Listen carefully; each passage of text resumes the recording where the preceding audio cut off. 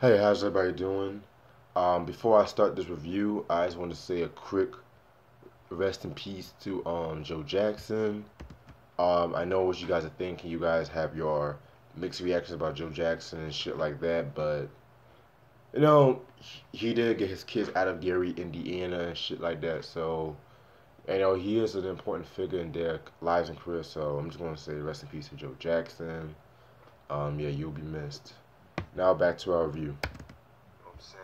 These Rough Rider niggas. I heard these niggas is for real.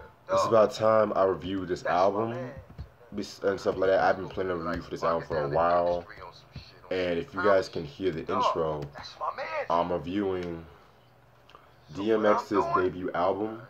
It's Dark and Hell is Hot, released in 1998 under Rough Riders. I believe Rough Rider was on under Columbia. No, under Rough Riders, Def Jam, and Polygram. Excuse me. Alright. You guys should know who DMX is. Producers include Dean Wash Dean, executive.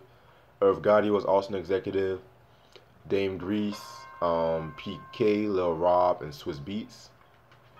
It came out with 4 singles: Get At Me Dog, Stop Being Greedy, Rough Riders Anthem, How It's Going Down. Guest appearances are Sheek Louch, Big Stan, Luz, Casino, Drag On, L.O.X, and Mace. Alright, for those of you who don't know who DMX is, he's an MC from Yonkers and shit like that. He originally was born in Baltimore, Maryland, and stuff like that. And so he moved to Yonkers when he was like a little kid. He had like a rough upbringing when he was growing up and shit like that. He had a rough upbringing when he was growing up, and he was abused as a child, and he was just like robbing motherfuckers, and he was getting in trouble with the law when he was little. And so when he was little, like he found hip hop as a way to make a better person out of himself. So he got into rapping. He started out as a DJ, then he was human beatbox, and then he got into rapping, and he got his name by naming himself out of the digital drum machine, what's shit called, the Oberham DMX and shit like that. So now fast forward to 1991, he was making a name for himself as a battle MC, and he got hooked up on the Source's Unsigned Hype in 91. This led him to get a deal at Rough House Records, and for you guys that don't know who Rough House, I believe that was home to like a lot of cats, like I think the Fugees was in Rough House, Cypress Hill and shit, Cypress Hill, Beanie Siegel, yeah. So I don't know if it's that much popular now, because I know Universal bought Rough House like back in 2012, but yeah. So while he was at Rough House Records and shit like that, he dropped his first single, Born Loser. And he also dropped a song called Spellbound, which I'm going to get into definitely when I'm reviewing this album. And it's crazy because Rough House, they dropped him after, because they weren't really promoting him right and shit like that. They weren't really promoting him right. So after, dropping some one-off singles throughout the mid-90s, he was convicted of drug possession, like I think like 94 and shit like that. So he got out, and while he was doing that, he was still making guest appearances, most notably on Mike Geronimo's Time to Build with Jay-Z, Ja Rule, and Mike. Dope song. I need to definitely do a review on that album and things of that nature, because that album is highly slept on, if you ask me. Well, it's not really slept on, but I'll save that when I review it. So fast forward to 97, 96, 97, he started appearing on DJ Clue's Underground like mixtapes, and his big breakthrough came when Def Jam wanted to sign him, and they got him a guest appearance on LL Cool J's The 4321. Yes, the same song that infamously started the beef between him and Cannabis. You know, a lot of people talking about that verse. And he also did guest appearances on like Maze's 24 Hours to Live. 4321 out of the Phenomenon album. Which I'm gonna save my thoughts on that and shit like that. And Maze's 24 Hours to Live, which is on the Harlem World album, which is not a bad album. It's actually a very dope album. I would even go as far as call it a classic, if you ask me. Then we have the L.O.X. He was also on L.O.X. Money, Power, Respect. And it's crazy because, like, a lot of people never really mention when it comes to, like, his voice and shit like that. I kind of felt like he was definitely influenced a lot by the rapper 9 and shit like that. Especially when it comes to that rough delivery. But a lot of people don't want to talk about that. But so then, early '98, he dropped his first single, "Get At Me, Dog," which I would definitely talk about. And that's when this album came out. Yes, love this album cover. Like, it reminds me of some shit like some horror movie shit like that, like horror movie trailer poster or some shit. Then you have right here, you got him saying "One Love" and shit like that. Alright, I'm gonna show you inside the booklet. There.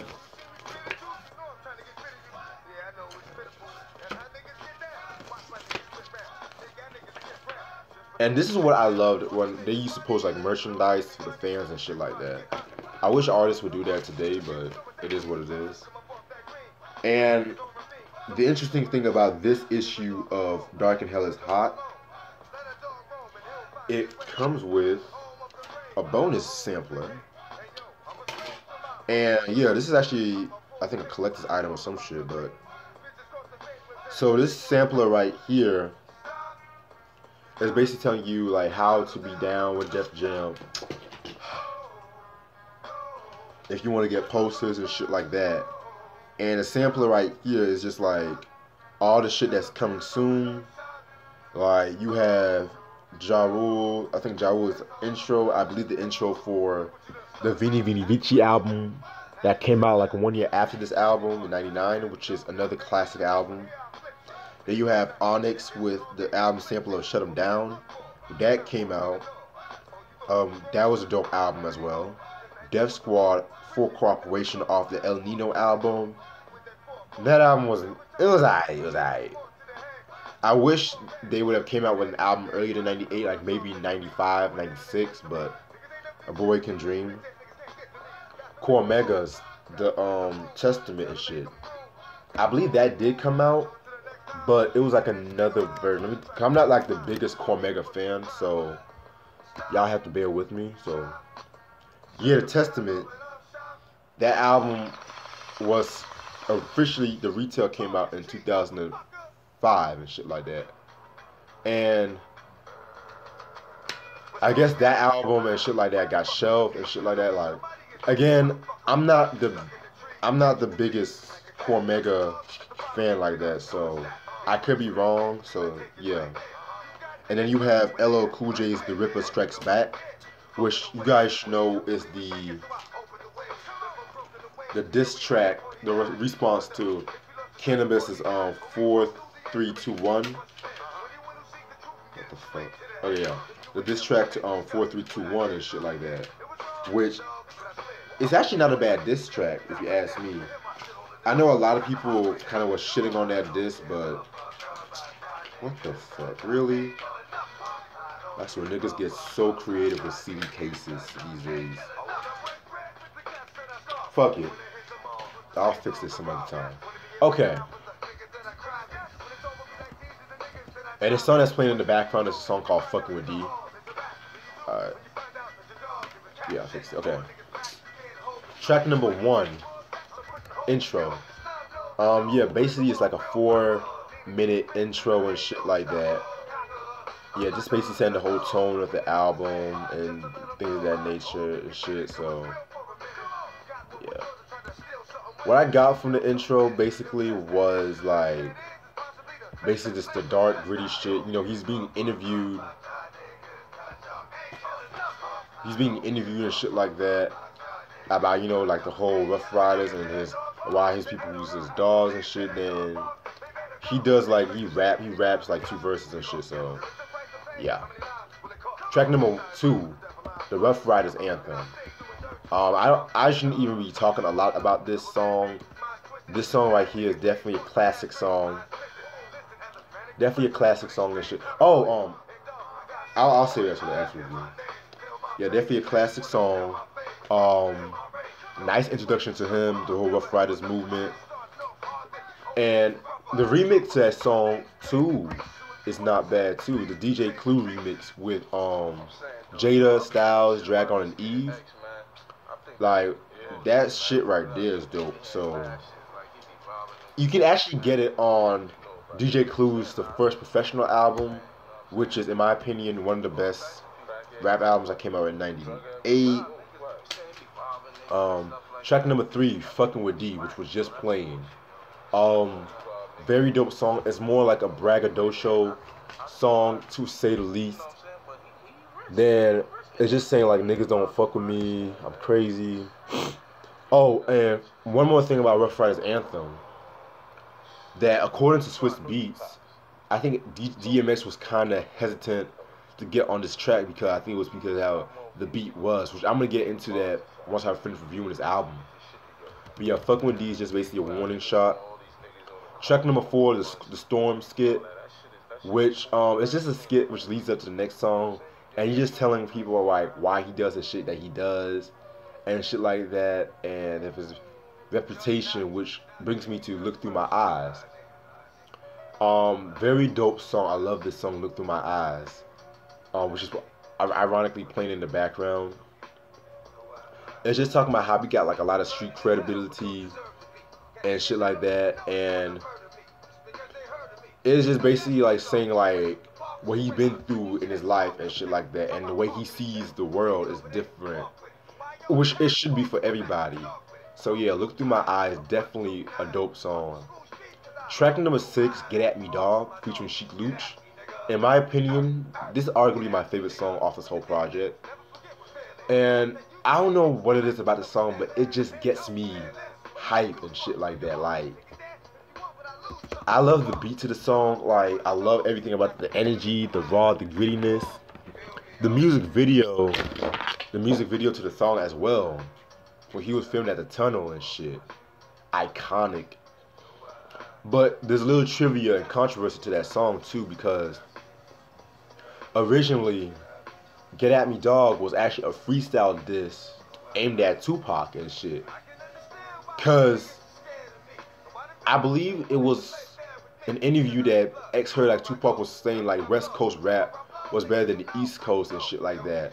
I think it was the VMA interview, if I'm not mistaken.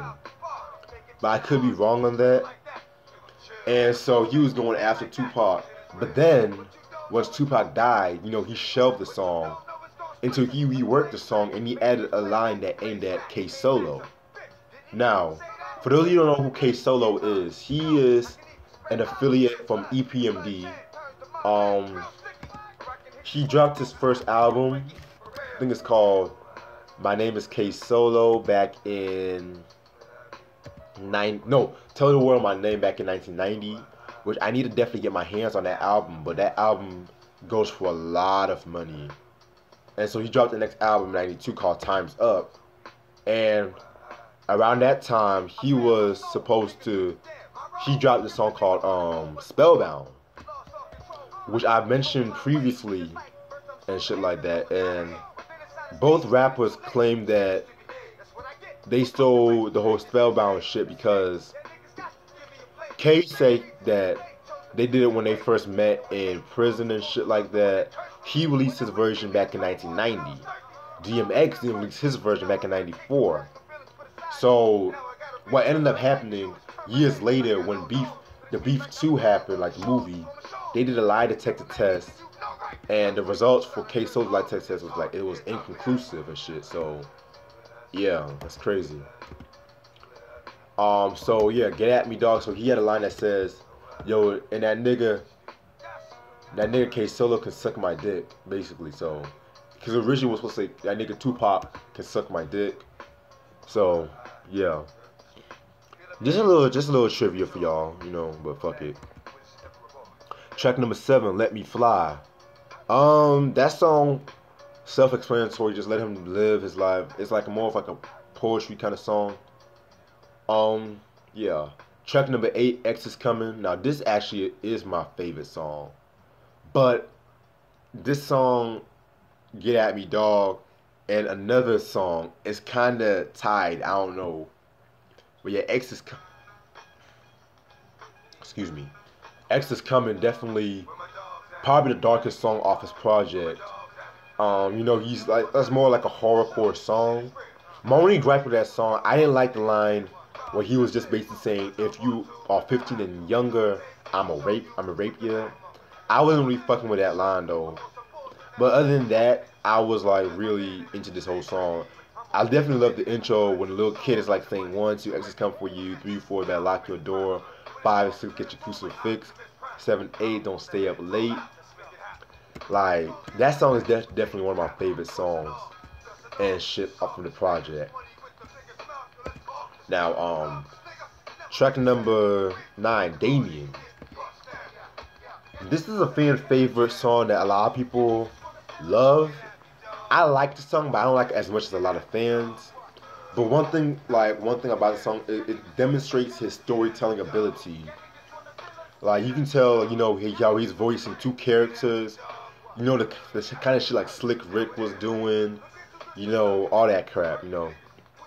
So basically, Damien is supposed to represent like his bad conscience, and he basically is selling his soul to do all this crazy shit, but he'll give him fame and fortune. But it turns out that Damien is the devil and shit. So yeah, it's a crazy story and shit like that. Track number 10, How It's Going Down.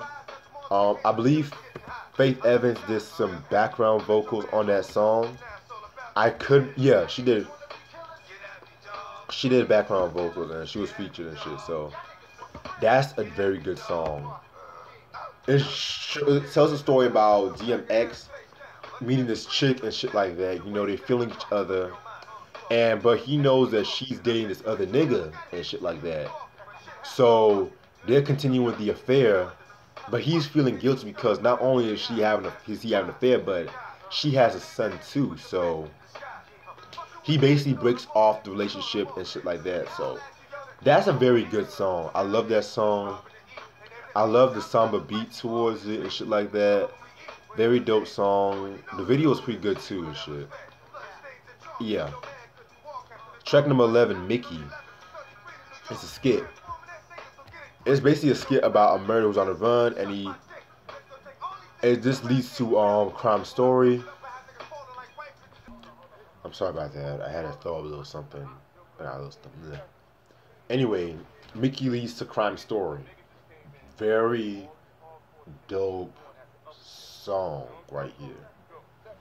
This song, yeah. Oh, Mickey. Yeah, I'm sorry about that. Mickey was about a murderer who's on the run, turns himself into police, and it leads to crime story. Basically, DMX is like, I think he was set up for murder, and he's on the run, and he's hiding and shit like that, and he's questioning people who set him up, and so once the cops find him, he has like a bomb strapped and shit like that, and he's basically taking them with him and shit like that. If he dies, they die. Which that was a very dope song.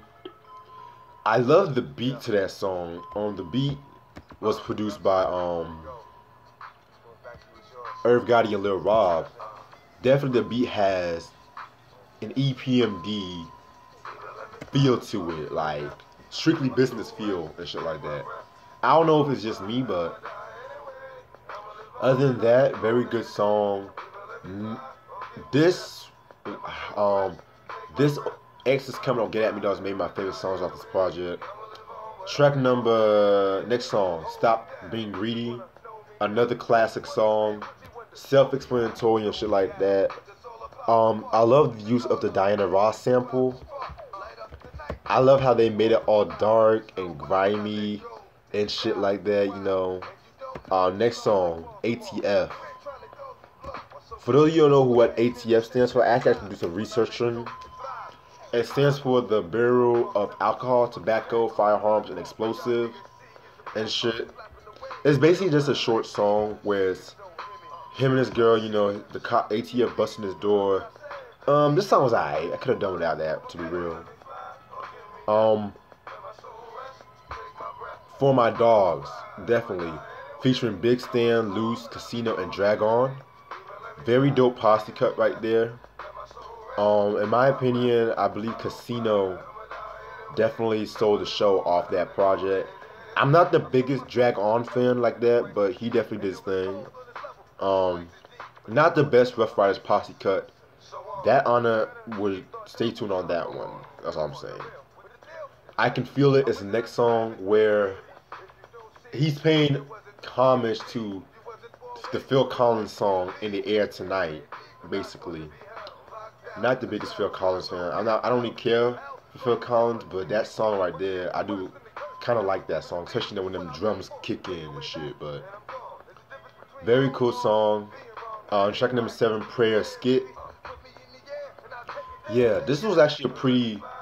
A lot of people really think that like DMX was the first rapper to pray on an album, which I thought too, but like,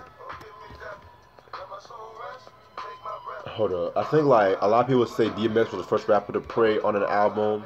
A lot of people kind of say Tupac, but yeah, this was a skit that led to The Convo, which The Convo basically was, again, another reflection on all the wrong he's done in his life, and then basically he's just making attempts to connect with God and shit like that.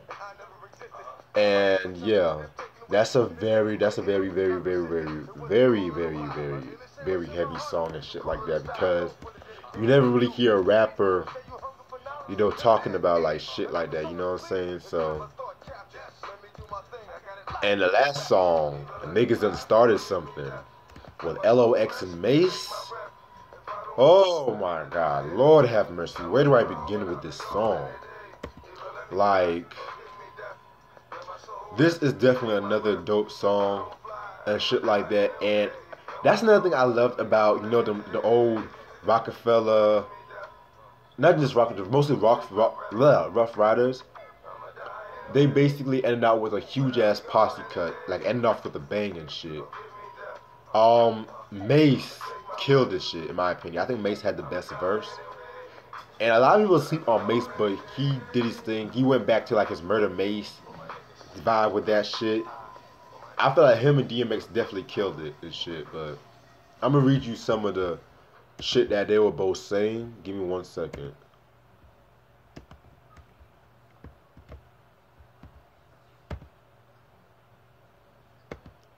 Mace was saying some shit like, Who stay dumb high from Blunt Lie? The Rikers sing alumni. Who got more beef than it is? Ugh, damn it, I hate this shit. Who got more beef than an Islamic farm? So I pack enough sonic arms to neutralize atomic bombs. Like, what? Then it gets much better. Listen to this part. Listen to this part. Any nigga wave a tech at Mason, have an explanation. You bring your crew in them, and I'm doing them. Then I'm beating them down with aluminum. Then I'm putting 2 on them. You can't touch me. I've been the devil sent, wanted for embezzlement. A lot of things, but that's evil. Then that rhyme scheme. I'm sorry, like, y'all motherfuckers slept on Mace and DMX. A lot of people say this is like one of his best verses, and he basically says some shit like, I'm just gonna read you some of this because my time's almost about to be out. Don't come at me with no bullshit, use caution, because when I wet shit, I dead shit like abortions. For bigger portions of extortion of racketing, got niggas fearing, fuck what you heard, this what you hearing. I'm done. Fucking review's fucking done. Like, anyway, okay, also on a serious tip, this is definitely a classic classic album and shit. Like, this album came out at a time when, like, the bad boys, the shiny suit syndrome was taking over hip hop, and this album really brought that. This album brought that street energy, that raw and grittiness of hip hop back. You know, like, very dope album. But there are a couple things I do want to note though. If you guys remember when I talked about RZA's the Bobby Digital album, I think I did about 2 months ago, how I said that the production, a lot of people were not really fucking with the production. This album kind of like perfected it, because yeah, there were a few samples, but it was like mostly like organic synthesized samples and shit like that. And yeah, there were a few samples and shit though, but yeah, I loved it on this because it gave like a more, sonically it gave like a more horrorcore backdrop to the project. And also, you know, a lot of people were kind of comparing DMX to Tupac and shit, which basically, you know, I felt like, you know, Tupac, basically, I feel like comparisons are kind of because DMX, he's mostly talking about like a street life a lot, but Tupac, I feel like he's more like versatile with the subject matter in my opinion. But other than that, very dope album and shit, hip hop classic if you ask me. Albums of course is still in print. Definitely need to get, this is actually the only album I have from him in discography. I need to get some more albums from him. But other than that, DMX, definitely keep your head up. Peace.